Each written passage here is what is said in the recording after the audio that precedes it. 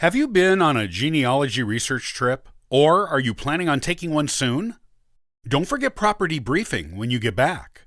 I'll talk about how to do it on today's episode of the Ancestral Findings Podcast.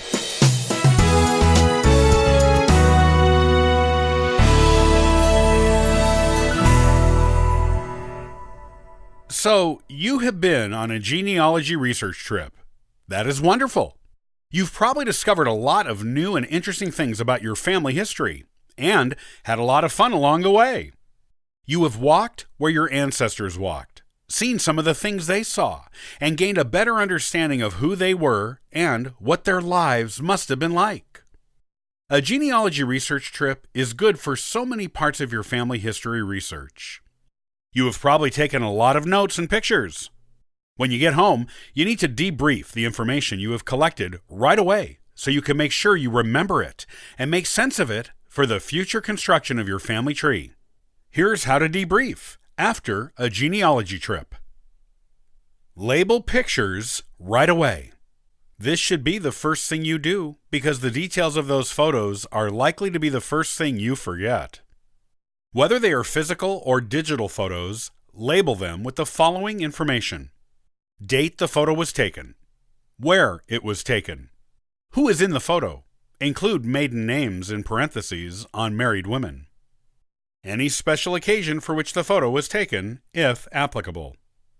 Organize your photos. Once you're done labeling your photos, you need to organize them.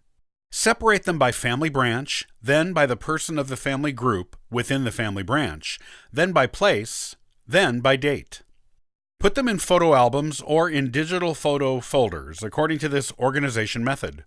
Be sure to give the digital photo folders a name that is indicative of what the group of photos represents, such as Genealogy Trip to Rockbridge, Virginia, August 3rd through 13th, 2016. This way, you will easily be able to find the photos you need when you need them or want to show them to someone. If you're putting them in a physical album, label the side of the album with something similar, using a Sharpie or a piece of masking tape and a Sharpie. You'll be able to easily spot the photos you want on your genealogy record shelf if you do this. Input your notes into the Family Tree software or Paper Family Tree. Get out all the notes you've taken on your trip and input the names, dates, and places you've collected into the correct portions of your family tree. Be sure to include the source citations as you input the information so you won't have to wonder where you found the information later.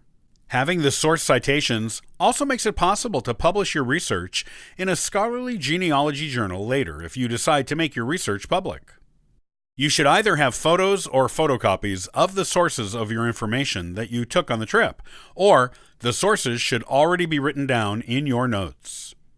Be sure to collect sources for every piece of information you find on your trip and include it as you input information, because this means you don't have to go back and do it later.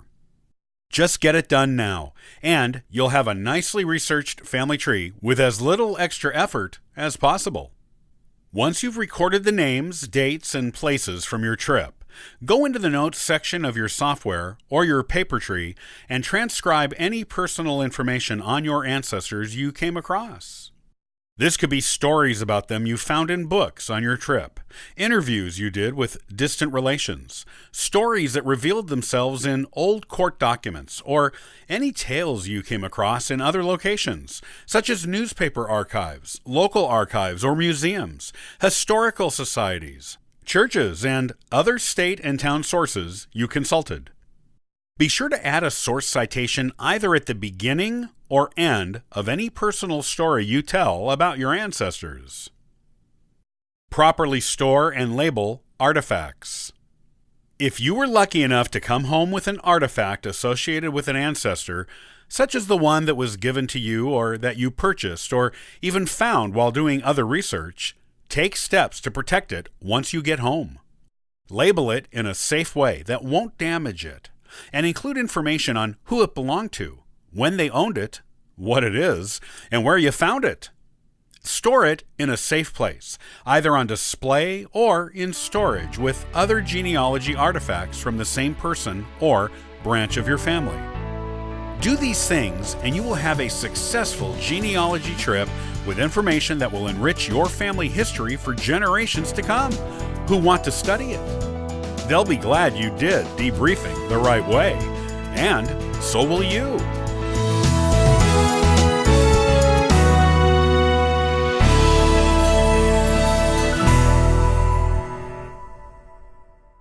Theodore Roosevelt is an American icon and one of our better-known presidents.